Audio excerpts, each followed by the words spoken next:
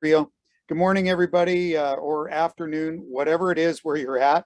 If anybody wants a copy of the slides, I put in the chat my email, my direct email. So if you want to reach out to me, you want a copy of the slides, or you just got questions, please, by all means, reach out. I'm happy to share anything I've got with you, as always.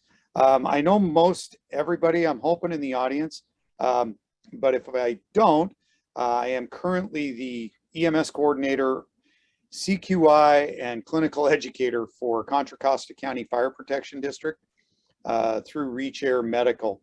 That's my current job. Since I've last seen everybody, we sold our company, Mount Nebo Training, which was providing EMS education throughout the state of Utah. And we merged with another company, and I have ridden off to into the sunset for that. And I'm devoting more of my time out here in California to Con Fire. So that's a little update. Let's see. We got one new great grandchild on the way, which will make 5. And the 16 grandchildren are all thriving and doing well. Hopefully not going to drive us crazy, or their parents. All right. Well, with that, we're going to talk about leadership today. And it's kind of a fun topic. If you've got comments, I want you to go ahead and ask on the chat board or put it in the Q&A. Rio will happily interrupt me. I've told her it's fine to interrupt me as we go. So if you've got questions, please put them into the chat board or into the Q&A at any time you want. I don't mind answering questions as we go. If anything's said offensive, it's all Rio's fault. She told me to do it. And beyond that, let's have a good time. Let's see if we can learn something together. We're going to talk about today some of the needs for informed and educated leadership, some of the traits of an effective leader. And by the time we're done, I'm hoping you find something that you can improve your leadership style, your skills, your abilities with. Take one thing away. As I always say, every lecture, if you can get one thing out of every lecture you attend, every class you go to, then you've actually had a very, very productive day. So I'm hoping you get something out of this, even just one item that you can take away. It might be you would never have a background from Hawaii. And the honest to goodness truth is that background's up there for me because that's where I want to be, not because that's where I am. All right. So let's share with you just a minute. Some folks know that I'm currently from Utah. I do work out in California during the week and I commute back and forth. So what's a Utahn? That's really the big question. Well, a Utahn is somebody that has a beautiful area in the downtown Salt Lake. We've got the temple there. It's currently being remodeled. That's Christmas time shot there for you. I'd welcome any of you to come to Utah. Give me a holler before you come out. There's some gorgeous stuff to go see. The temple is one of them. My warning to you is if you're going to go do a temple tour, give your neighbor's name and address because they're going to send the Mormon missionaries to your house right after you leave there. So by all means, go visit it. Christmas time, there's thousands of lights in Temple Square and it's absolutely gorgeous. Another item we're famous for is for the 5 national parks and probably 20 state parks that are very, very beautiful to go and visit. Arches is one of the main parks. It's featured on our license plates. And I would encourage you to go. You need reservations to go to Zion Park or Arches, but the other 3 are still wide open, including Butch Cassidy and Sundance Kids Place, where they used to hang out at the Hole in the Rock out at Capitol Reef. Now, many of you believe that every Utahn has many, many wives, and this is what you think the wives look like. And in my case, you know, if I'm really from Utah, this is what my wives really look like. So with that said, let's take a look and see what we got here. This is your first opportunity to participate. And I got Margaret watching over me there. If you haven't met my lovely wife, that's her.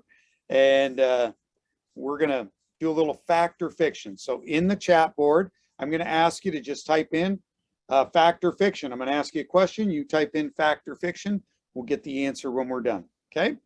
All right, here we go with our first fact or fiction. I never wanted to be a leader. Fact or fiction?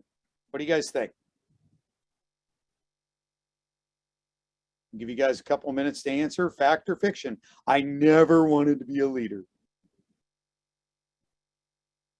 This is where Rio gets to participate a little bit.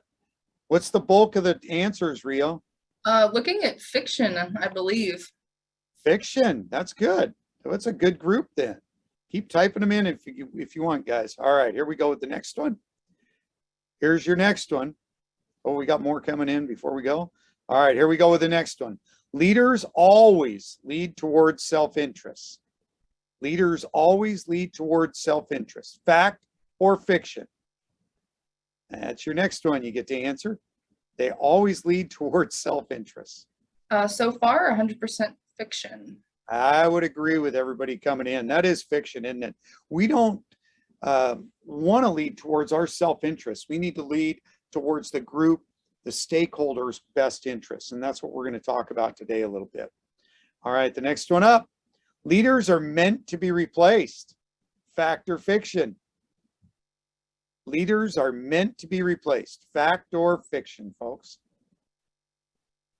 Type in fact or fiction. Two fictions, so mostly facts. Mostly fact. And I think pretty much, guys, if you think about it, we're really destined to be replaced as leaders in EMS, in our agencies, in anything we do. It's one of the reasons that we sold our business. It was time to move on. Time for other leaders to take our place and take it to the next level. So we're going to talk about that towards the end of the lecture today, about how we get replaced and what kind of legacy we can leave behind. Leaders should train future leaders. Fact or fiction? Leaders should train future leaders. Fact or fiction? Everyone is saying fact. That is a fact. Brunicelli out of Phoenix, Arizona, I believe he's passed away now, but he was a true believer in that we should train our future leaders. And I love the fact that the folks that I train are replacing me at every level. And that is something that you can leave a legacy with. And we'll talk more about that towards the end of the lecture. All right, here we go. All leaders are self-motivated. All leaders are self-motivated. Fact or fiction? We are getting mostly fictions. Yeah, I would say that word all, you guys have been test takers for quite a while. If I said most leaders are self-motivated or the best leaders are self-motivated, I think we'd probably all agree that that's true. But the fact that all leaders are self-motivated is not true. A lot of us are just trying to get through. Some of the leaders you guys have within the industry right now are just trying to get to the end and not very self-motivated anymore. We might start out as being very self-motivated. And the key is to stay that way if you're going to be a great leader. The next one, I have had great leaders to follow. Fact or fiction? I have had great leaders to follow. What do you guys think? Everyone is saying fact. I would hope so. Yeah, and the fact of the matter is, without great leaders for us to follow and to emulate, we're really not effective leaders ourselves. I learn a lot from the not so great leaders, but I learn an even greater amount from the great leaders that I've had to follow. And the last one, I have had not so great leaders to follow. And that's a fact or fiction for you. That's the last one. I have had not so great leaders to follow. Fact. Fact for me. I think we'd all agree on that one as well. That's a fact. Rarely do we get through our careers without somebody showing us how not to lead. So with that said, got a little video that's going to pop up here, I hope. And we'll talk about who was your first leader in your life. Who was that person that led you to begin with? See if this might resonate with you just a little bit. When you feel the first symptoms of a cold, use Vicks First Defense. It's a new microgel that attacks the cold virus where it starts at the back of the nose, before it has a chance to spread and develop.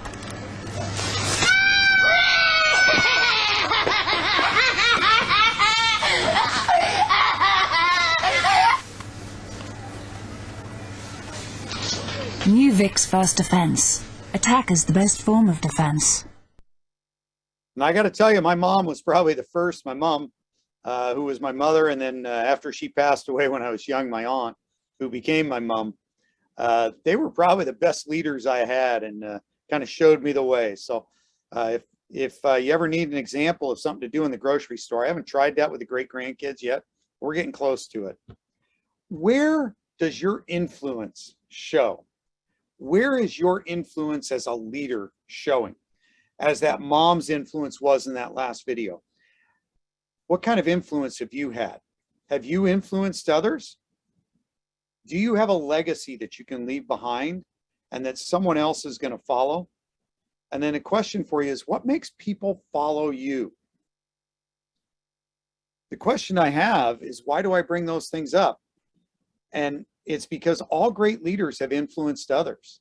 And I think each of you that's in this audience today have influenced other people. Every one of you is going to leave a legacy. I'm hoping to leave a positive legacy in my life, something for my kids, my grandkids, the great grandkids to follow. And then I always ask myself, what in the world makes people follow the leaders that they do? And why do they follow in their footsteps? Well, the reason I bring it up is I've got two of my boys there in the picture. Joey is in the top picture, and that's in his brand new chief's office in Murray, Utah. He just recently got promoted. Pretty proud of him to get promoted up to fire chief. And he is following in his parents' footsteps. Margaret and I have been in EMS for well over 40 years now. And he followed us into that field, as have all four of my kids. And Joey has just gone one step above. And the answer is yes, he makes us call him chief. John's the one in the cowboy hat down below. That's us in Alaska. He has also followed in our footsteps. And both of those boys are leaving a legacy to be proud of their own. They're making their own inroads. John is now the EMS chief down in Kanab for Kane County, Utah, and doing a great job as an EMS chief previously and now into his new job. He just started yesterday. So the reason I bring it up is there is no more gratitude that you can have as a leader when you see others around you that succeed, whether it be your kids, which is in my case, these two and my daughters, who have both been very, very successful in emergency services. You see them emulate what you've done and take it one step beyond. All of you that are educators out there have had students that have gone on to be EMS educators, nurses, physicians, PAs, throughout the medical field. They have enhanced themselves beyond what we have taught them. And I think that's why I bring this up and why I think it's important is we are affecting lives every day as educators and as leaders in EMS. So how'd you get where you're at? It's a question you've got to ask yourself. Did you come through the ranks? Did you go to school for the job? Is this what you always wanted to do? Or is it the case of you were standing there and everybody else left the building? Just pure dumb luck. I've been handling COVID for the 400 personnel at Con Fire for the last 2.5 years. Many of you that have chatted with me in the past know that. And it was just everybody else left me holding the bag. That's how I ended up doing it. And you've got a choice when you do get either promoted up through the ranks, you went to school, or you're the last one standing, just pure dumb luck, and you end up getting promoted. You've got a choice. And that choice is I can either just plod through it, or I can make me the best leader I can be. And many of us got into this because of Johnny and Roy and didn't realize we were going to drive a little golf cart at the airport as paramedics, right? I got into this partly because of Johnny and Roy and partly because, man, it sounded cool. And it has been the coolest profession ever. And I like to pass that along to others. And as a leader in EMS, we're able to do that. And we're able to make change and good changes. So what happens if we lack leadership? Well, as during Get Smart, as he found out, chaos can occur, right? Bad things happen. Sometimes if we lack leadership, the results can be purely from luck. You may end up where somebody ends up leading and it's not you as the leader, and the direction just isn't the right way that we need it to go. If you lack direction within your agency, you get kingdoms that are built, little fiefdoms or fiefdoms that are built within the agencies. Whether it be in your school, where there's no direction from the leadership, And so these little kingdoms start deciding that they're going to have their own leadership groups and they're going to do their own things, or within the department. Maybe you've got an ops division, EMS division, and a communications division within your department. And each of those divisions is doing their own thing with no leader at the top showing them how to go. So we need to have good leadership. Some stuff that we do is from dumb luck, but most of it's because the leader at the top has given direction and allowed others to succeed with those directions. Kingdoms are not good. Having little divisions within the department, within your agency, within your teaching group is not good, because the students recognize it, the employees recognize it. All right. I think one of the big things, if I've learned anything from my years in emergency services, and you guys may have learned it as well, is communication is key to good leadership. Being able to explain to your employees or to your coworkers what you need done, and for them to carry it out, maybe not giving them the direction of micromanagement type stuff, but instead give them ability to go out and do what you need them to do. And that's where I believe that we have thrived as an educational group at every level that I've served at, is being a good communicator and then allowing for the staff to do good or do bad, depending on what's going on. Get them some ownership in. Let's see how communication works out. If you aren't quite clear, and I've worked for somebody that's not quite clear on how their directions go, sometimes it gets a little confusing. We're out here now, man. I hope you're happy. Yeah, I'm happy. Well, good. Now what? Well, I just think we should have wheels on our safety vests. Oh, come on, man. Those vests are for daggone people who really like to use them. Deer don't even see them. They're colorblind, stupid. Golly. Hey, Tiny, did you get something? Tiny, what'd you get? Tiny. Tiny, oh my God! 911, what is your emergency, please? Yes, please help us. I think he's dead. What do I do? Sir, calm down. I can help you. We'll walk through this together. First, I need you to make sure he's dead.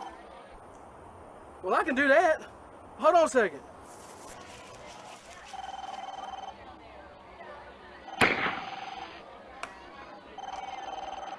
He's dead. Now what? So sometimes we communicate something, we tell somebody something, and they take us very literal. And that can be hazardous in a lot of ways to how our process goes. Lincoln said, it's not the years in your life that count, it's the life in those years. And I think that's a great statement, because it's how effective we are and how can we learn through formal education to be better leaders. Well, I think a lot of it is we spend time following others. We learn from our mistakes and failures. We also learn from our successes. We learned when to give direction and when to take direction. Even as a leader, we need to understand how to take direction. We need, in the EMS world, we need field experience, and we need to know where to find the answers. One thing I've always taught our paramedics and EMTs is you don't have to be the smartest one in the room and have all the answers memorized. You need to know where to find those answers. You need to know when to find those answers. So education is more than just formal. It goes all the way through from having time to follow, time to lead, time to experience what's out there in life. Now, an informed quality is a little bit different. It's a more wide-based knowledge for us. It draws from our past experiences. It's surrounded with knowledgeable staff. In Winston Churchill's case, he was surrounded by absolutely knowledgeable staff and generals, and that's how they were successful during World War II, as were our commanders. Everyone surrounds themselves with knowledgeable people if you're going to be a successful leader. We listen to the advice of others. That's how an informed leader works, is by listening to others, listening to that advice. I think if you take into account almost any of our successful presidents, they've all listened to their advisors, and those advisors have been knowledgeable in what they're doing. You need to know when to shut up. As an informed leader, you need to know when to shut up and when to listen. Sometimes we talk over the top of others, and that is a trait that sometimes helps us be the leader, but a lot of times it means that we're not using what you were given, which is 2 ears, which is double the amount of mouth you were given. We tell our students when they go out into rides that they have 2 ears and 1 mouth, and to use their ears twice as much as they do their mouth. I don't think it's any different for a good leader. Question for you guys right now. If you were over your head on a project, would you know? And if you know when you're over your head, then you're going to be a successful and informed leader. If you're not sure, or you say, I've never been over my head before, you probably have missed the signs, and you were probably over your head without realizing it. There is a definite difference between being over your head and knowing when to shut up. Time to shut up is when you get a chance to listen and take advice from others while kind of having a general idea and guiding the group to help make the decision that you ultimately wanted in a lot of cases. Knowing when you're over your head and shutting up and listening to others is a great trait to have, but it doesn't mean you're guiding the group. They're kind of guiding you at that point. You need to trust and value those around you. Those people that you trust as your number 2, number 3 person. Do you even have that person that works with you? Every great leader needs a number 2. Even Austin Powers needed a number 2. And I should say Dr. Evil had a number 2. Austin Powers was chasing number 2 and Dr. Evil. In the case of JFK, he surrounded himself with what a lot of journalists said was the best and brightest available talent. That talent included his brother, Robert Kennedy. And he kept his brother close to him at all times. He appointed him as the Attorney General, which is highly unusual to have a family member in a position like that. But he trusted his brother. He knew that his brother could give him sound advice at all levels. And that's really the secret to success of all of us. And as we explore different leaders and how they've done things, I think you'll find that a lot of those great leaders, whether they be coaches or leaders in politics or leaders in the educational world, EMS, fire, police world, those number 2s and number 3s that they've got surrounding them, that team, so to speak, is imperative to their success. When my son took over at Murray, that was one of the pieces of advice that I gave him a couple of months ago. Surround yourself with deputy chiefs, assistant chiefs who can give you the advice and be honest with you and tell you right to your face which way is up. And surround yourself with the best talent that are respected by the other personnel within your department.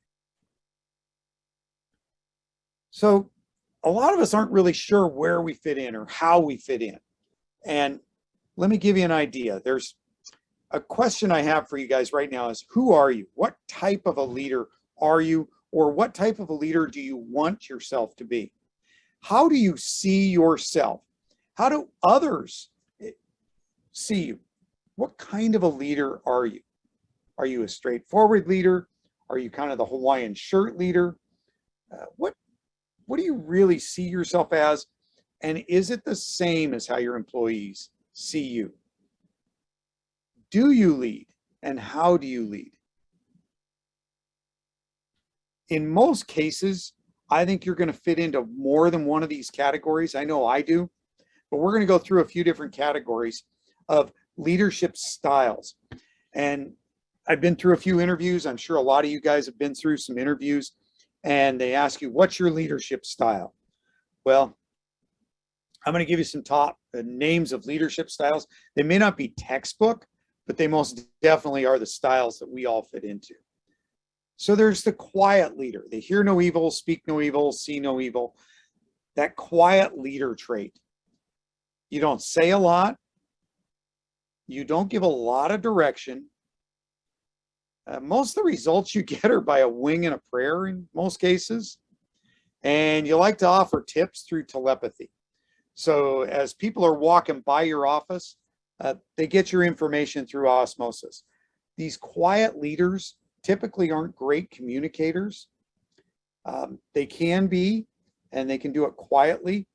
They can allow others to succeed or fail. But the problem is when you're not standing up and being a part of the group, quiet leaders sometimes leave you hanging out to dry, don't they?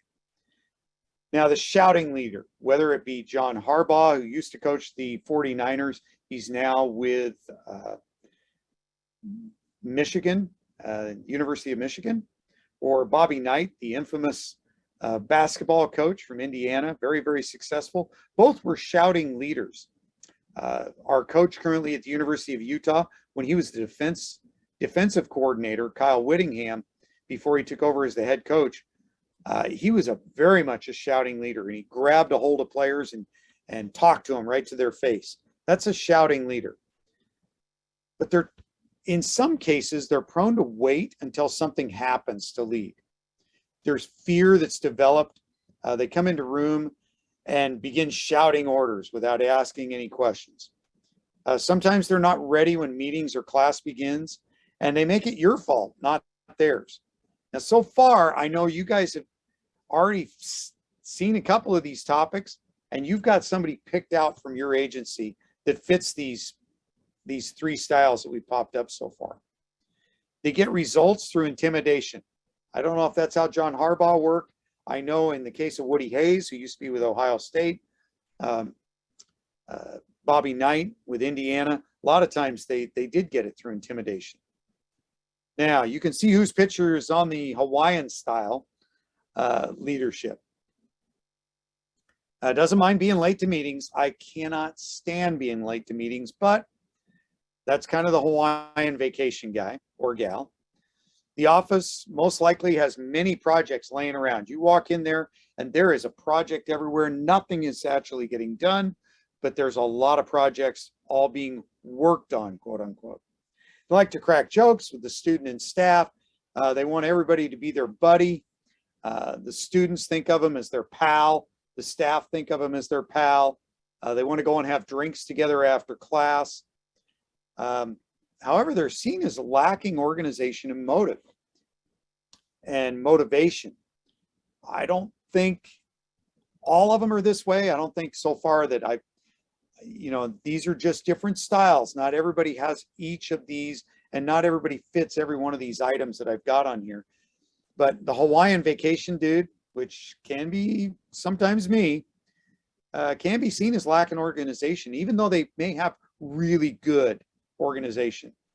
The Hawaiian vacation leader tends to get things done last minute. You ask them how the project's going, they're like, it's going great. But at the last minute, they usually come through, but they are scrambling at the very end. People tend to like to follow Hawaiian vacation leaders. The Hawaiian vacation person is somebody that's fun to be around. You want to go party with them, they'll come along. They're going to see what you're doing and how you're doing it, just for the fun of it.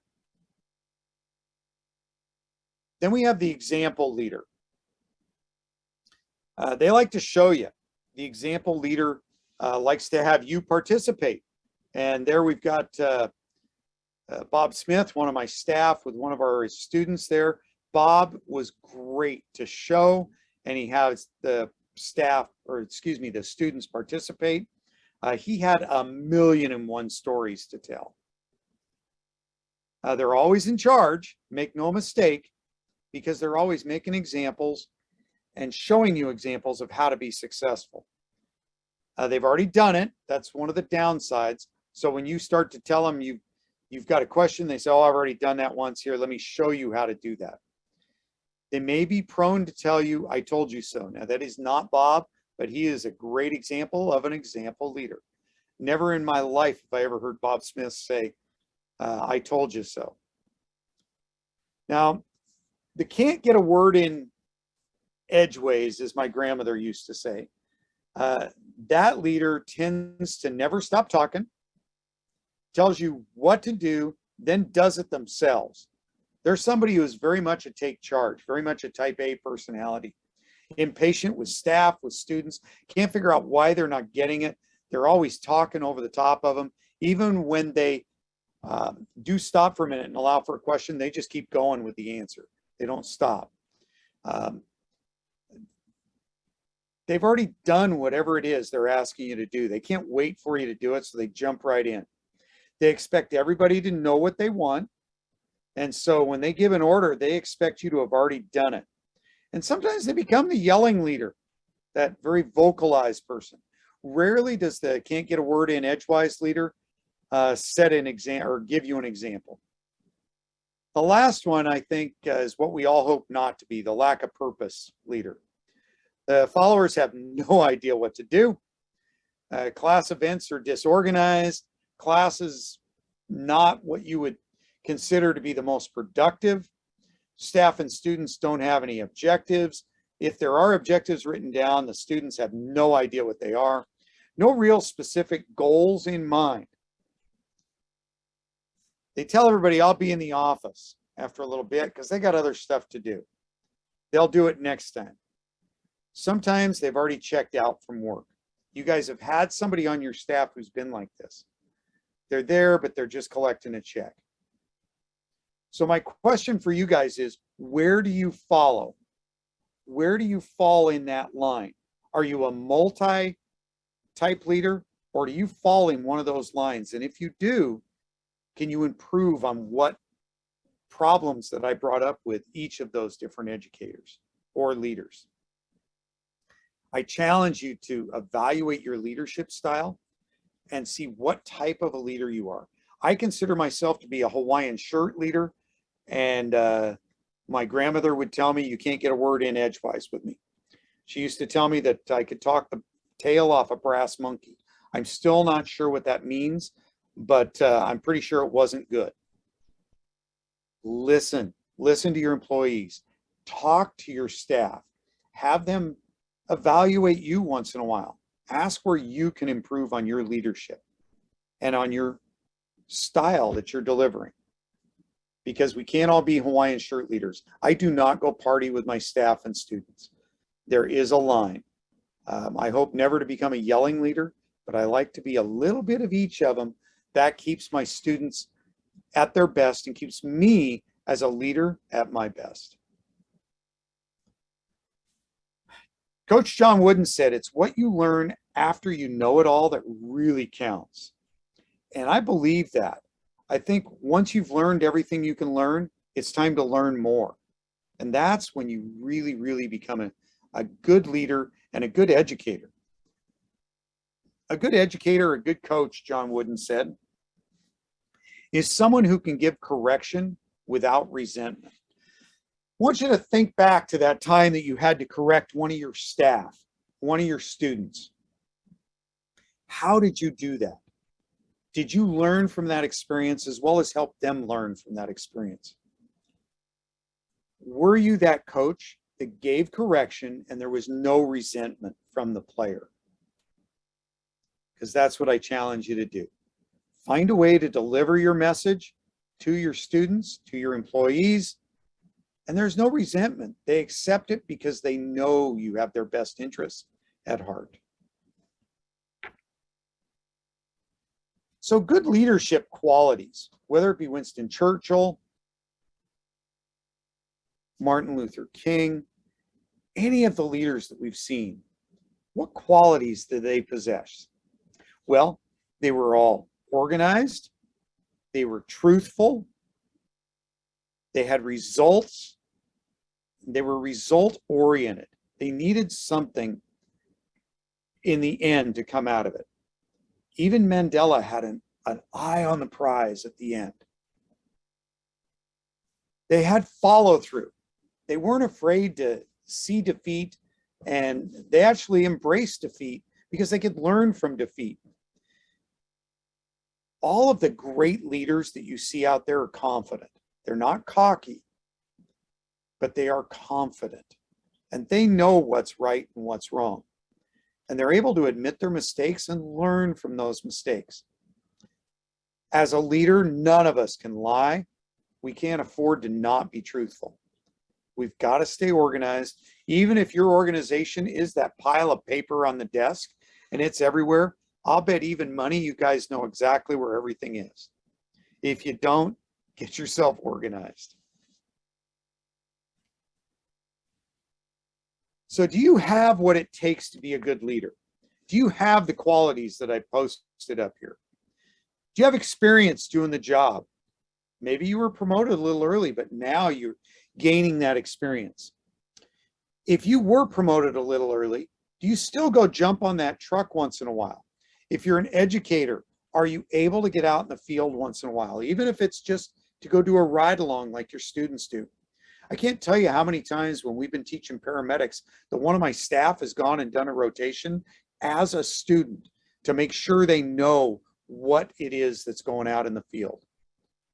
What are we experiencing? Do you have experience following others? Do you have good examples that you can follow? Are you a problem solver? Because that's probably the number one thing that we do as leaders.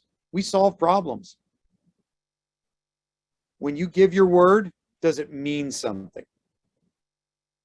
And if it doesn't, you need to change that. It's imperative that we as leaders in emergency services are trustworthy. Have you seen failure? If not, you either missed it or you haven't been fortunate enough to experience a failure in your career, in your life. And I would venture to bet the folks that are listening to this lecture today have all had a code go bad, a patient go bad, maybe a class go sideways on you, had something happen to us as leaders in emergency services where we consider it a failure. We have to take chances. And if we don't take chances as leaders, we're not willing to see failure, are we? Failure is okay. It means we're taking chances and we're helping improve the service. Are you somebody who gets the job done no matter what?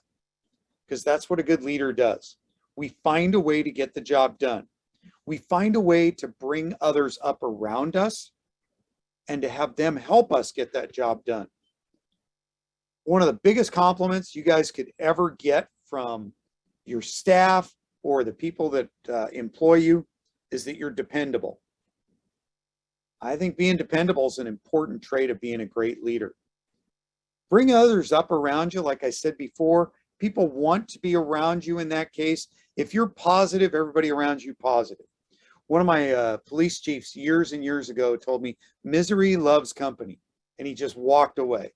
And what he was trying to tell me is, don't hang around with the Debbie Downers of the department. Hang around with the people who are successful and have a positive attitude because they will bring you up.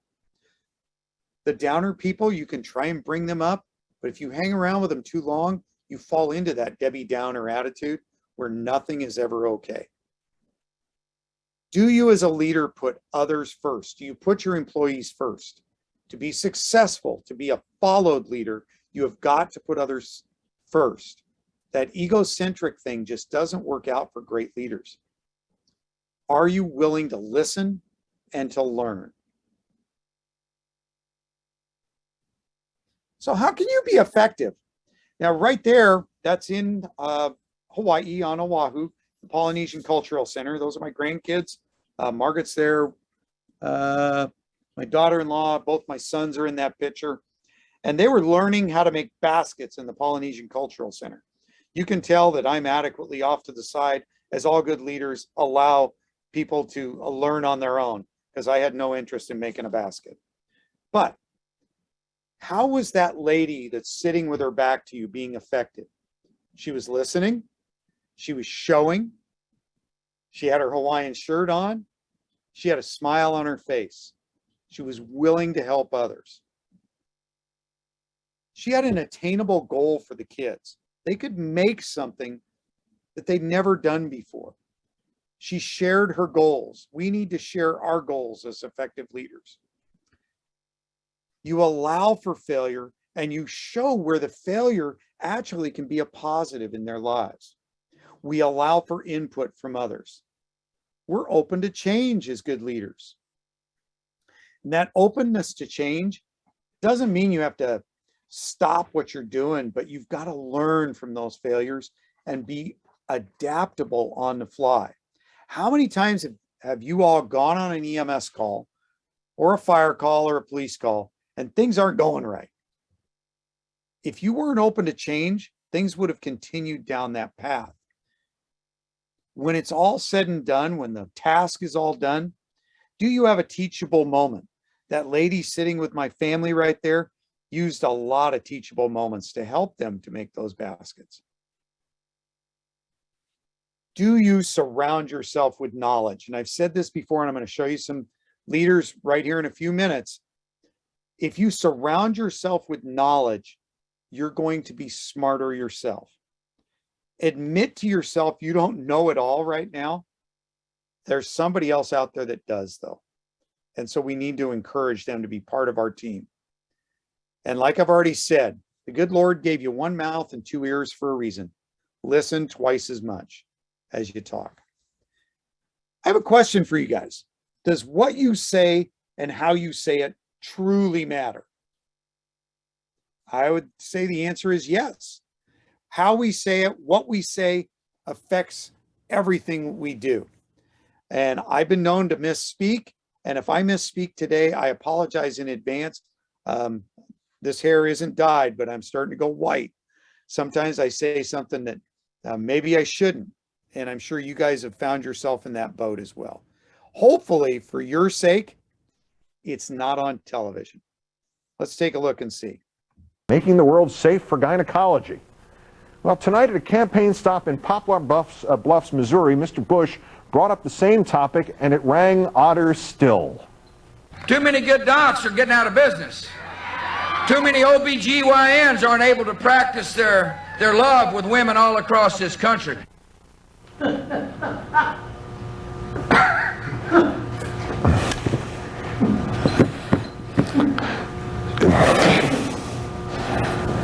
Alrighty then. So occasionally we say things that we don't really mean to say. It comes out wrong. Be aware of it. Be willing to accept your mistakes and say, yeah, I made a mistake there. This is what I really meant to say. So let's say you're just starting out. You need to prepare for the scrutiny. My son, who just started in Kane County this week, he's walking into an agency who's got a lot of old providers down there, not old in age, but they've been there for many years. So he's got to prepare himself for the scrutiny, the legacy of the last person that he's taking over for, that's been there for 30 years. Can you imagine taking over for a leader that's been in that position for 30 years? There's always going to be comparisons. There's always going to be people who say, oh, you don't deserve it. You just came in because you've got some degree. There'll be some posturing. And believe it or not, when you come in as the new leader, people are going to quit because of you. You need to accept that. Not all leaders can work with all employees. The way you combat it is by having some credibility, be honest, be sincere, and show some humility. That credibility that you need to show doesn't happen on day one. If you walk in like my granddaughter on the right-hand side of the screen right now, Aaliyah, and you've got bravado, that's not gonna cut it. Aaliyah is full of bravado. When she was performing as a gymnast, that's what it took. Now she's out in the adult world. She recognizes that being honest and sincere and having some humility really, really helps out. As the new leader, as the current leader, as somebody who's trying to transform their leadership, you need to be credible. Now, whether you're on the Kenai River with your son fishing for those salmon up in Alaska, and you look like the Cranberry twins out on the water there, or you're an EMS leader in the station house, you need to be credible. Credible means you need to create a plan. You need to realize goals and accomplishments of everyone, not just yourself, but give them realistic goals and allow them to achieve them. And then recognize them for that. Your education is imperative. If you expect your personnel to go out and your students to get educated, you need to be educated as well. Many of you are taking that step today by coming to this class. You're doing the NEMSI symposium. You're going to GEMS. You're doing your state conferences. That helps to educate you and makes you smarter. Makes your students smarter, your staff smarter. Direct success in your personnel. The D of credible is to direct the success. You don't have to show them everything. You've got to direct them in the right place. Show them where to find the answers. As a leader, if you're going to be credible, you've got to have integrity. It's got to be impeachable integrity as well.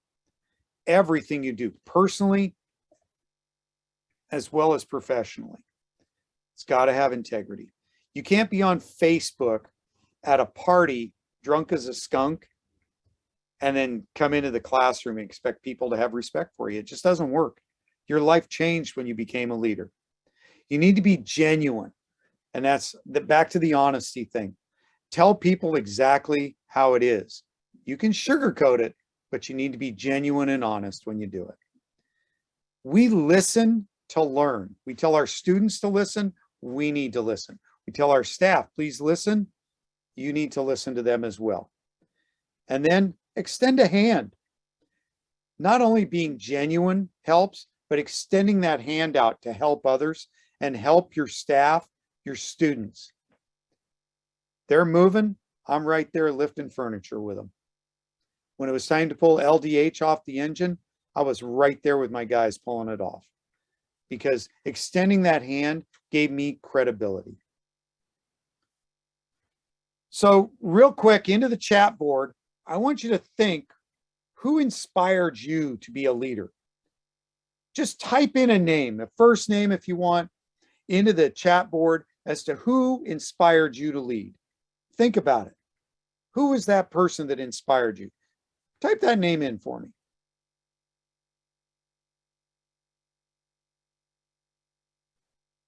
Rio, we're getting some answers, right? Yeah, we have Chief Swan, Bill Richards, John Englert, Katie. Those are all of the people that have inspired. Liz Bailey. Awesome. See, if you think about it and you're willing to share this, because I can tell you right now who was my inspiration. Those people on the screen right now. My dad's in the middle in the World War II captain from the Army uniform.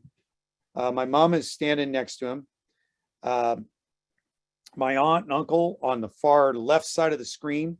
They're who raised me after my parents were killed in a plane crash. And my grandfather, John, and my grandma, Edna. That is who influenced me. My grandparents, my mom, my dad, and I was fortunate enough to have a second set of parents right there.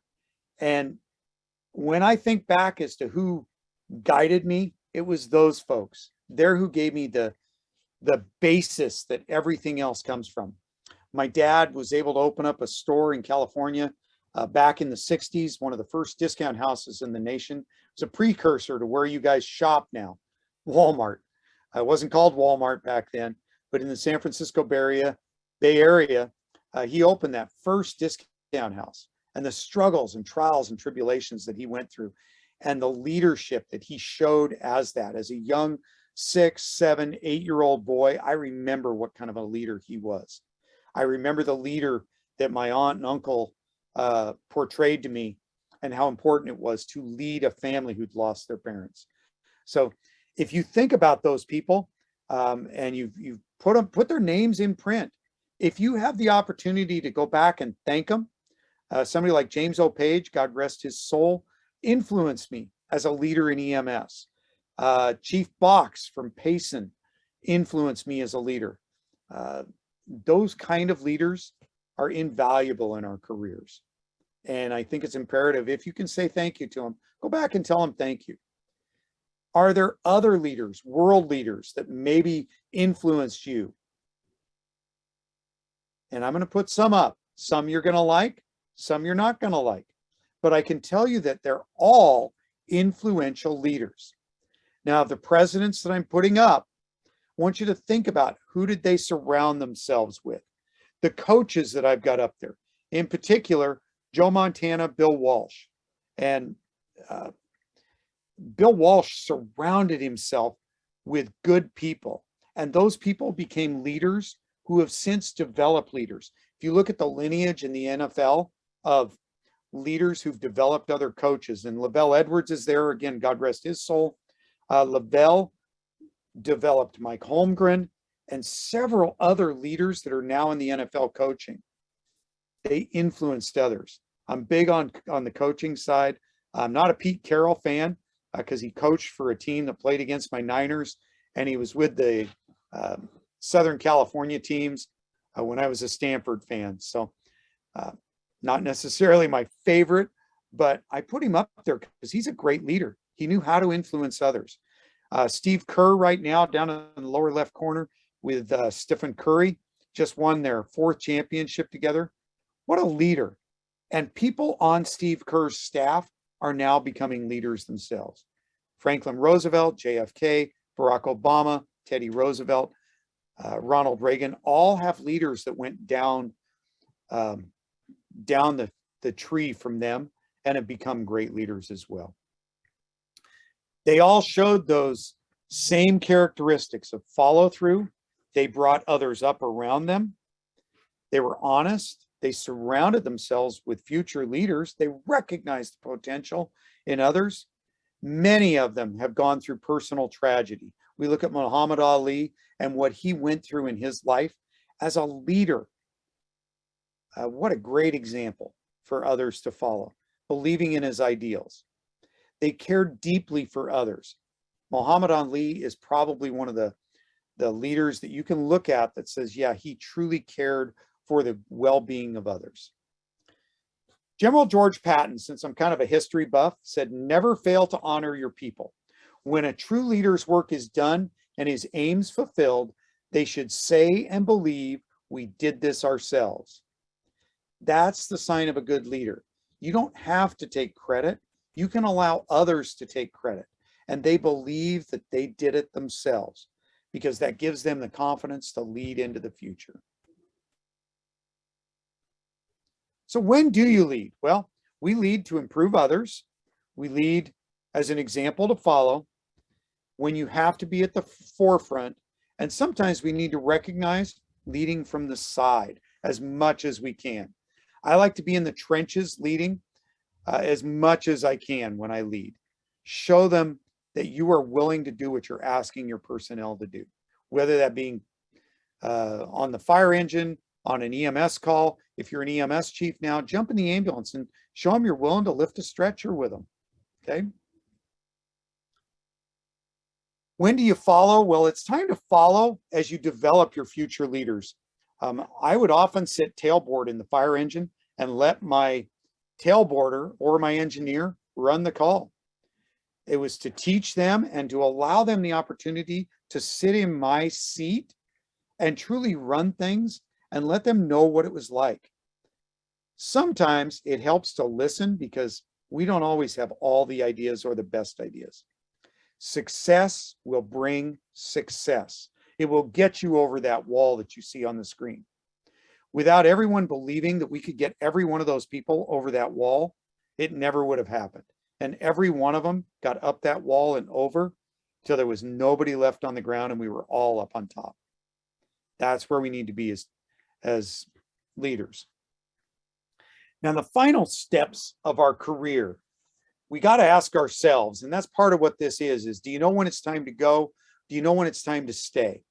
The time to stay is when you're still effective, when you're still able to do their job.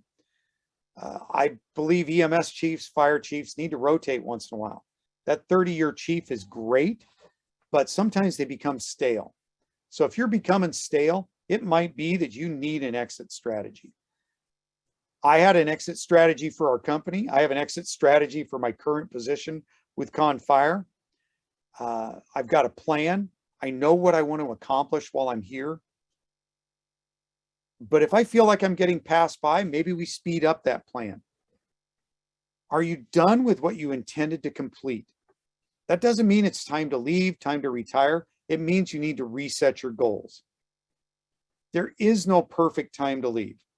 When my son's fire chief at Murray, when it was time to leave, he'd only been in that position for 4 years, maybe.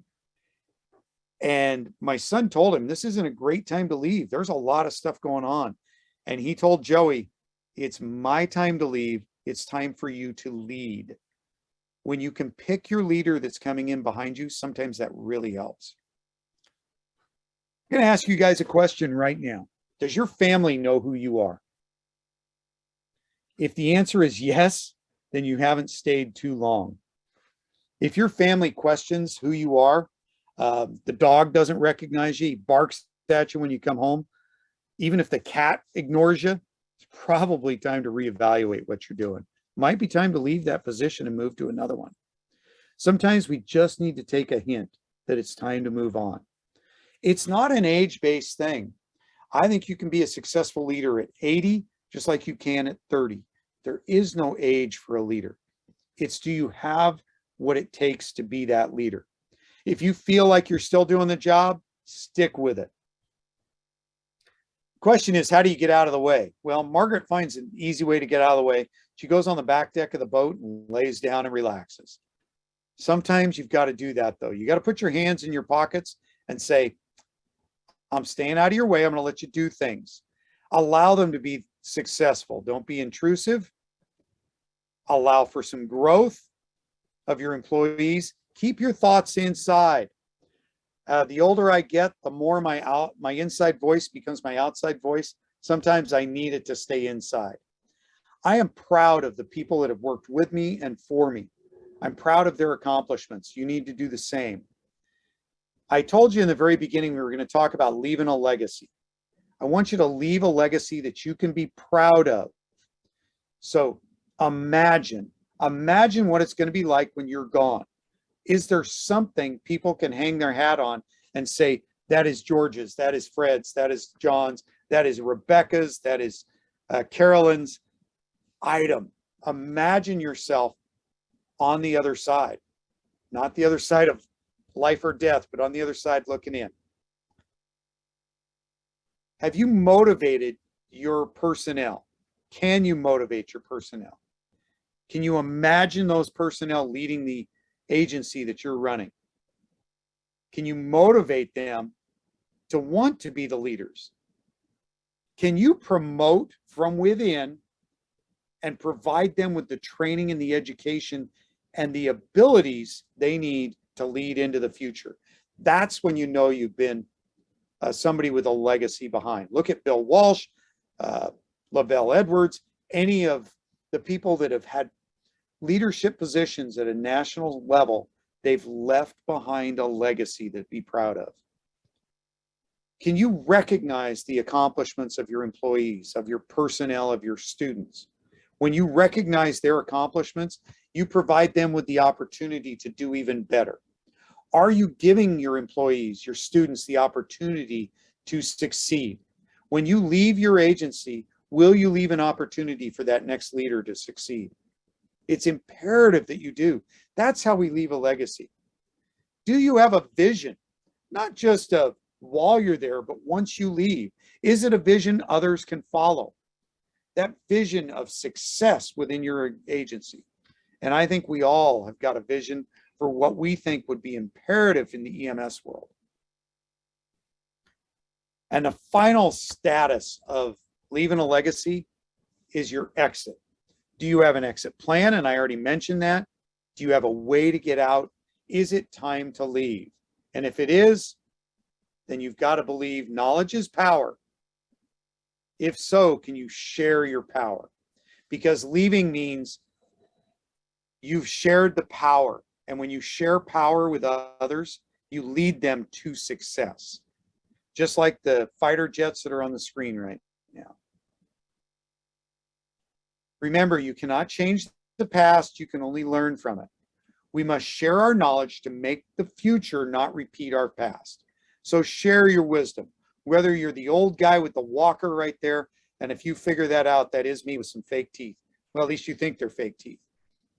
But I believe that sharing that knowledge allows us not to repeat the past. Again, I'm a big history buff. I'm a history nut. With that, share your wisdom. God bless you guys for being here.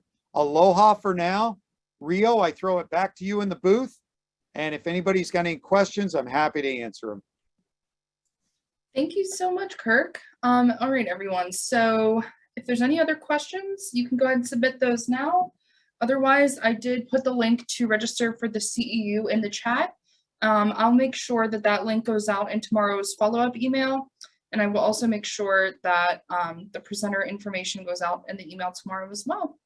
So I think that wraps up our hour. Thank you so much again for the presentation, Kirk. That was fantastic. And the recording will be available on YouTube tomorrow. Aloha. See you guys in Hawaii. I'll be there in July. All right. Bye, everyone. Thank you.